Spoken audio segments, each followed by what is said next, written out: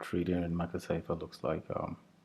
Basically, trading with Market Cipher is like what I normally use is two words: road signs and Google Maps. So today's video, I wanted to highlight on the basic strategies on how to understand Market Cipher using relatable words.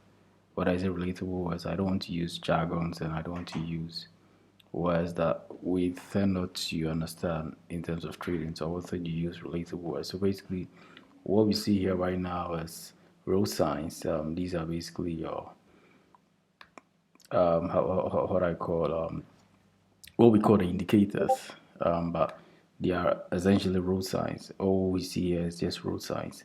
And what road signs does is it gives us cautionary algorithms. These are cautionary algorithms. These are not real-time empirical data. These are just cautionary algorithms. So Market Cipher is more or less like two structures: structure A, which is your road signs, and structure B, which is your Google Maps. So your assets that you're trading is basically your vehicle, and Google Maps are essentially a Market Cipher B, which is made up of different varieties of oscillators or waves, all having a different functions on price or functional abilities on price.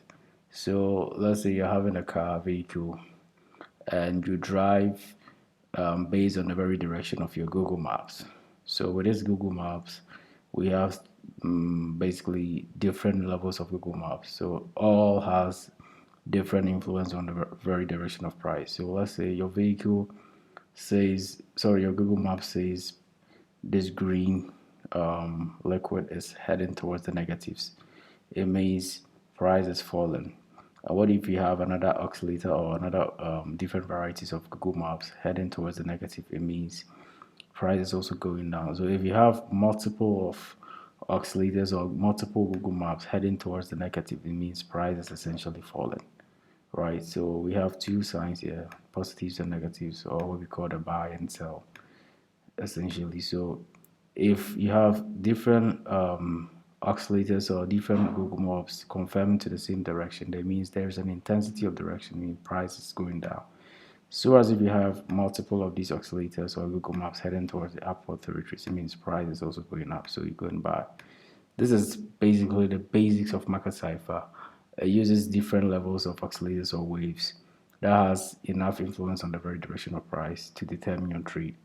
These are just tactical algorithms. These are just your cautionary signs. These really don't have massive influence on the very direction of price. Price tends to react hugely based on the very direction of these road signs and your Google Maps.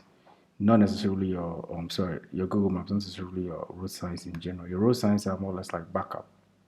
You can pair it along your Google Maps, but you can drive primarily using your Google Maps first, and also employ your road signs as your backup algorithms, not your primary reference trading script or reference, not necessarily a primary reference indicator, but essentially your secondary or your backup. You understand? So this is just an overview of how Market Cipher works in normal, relatable words.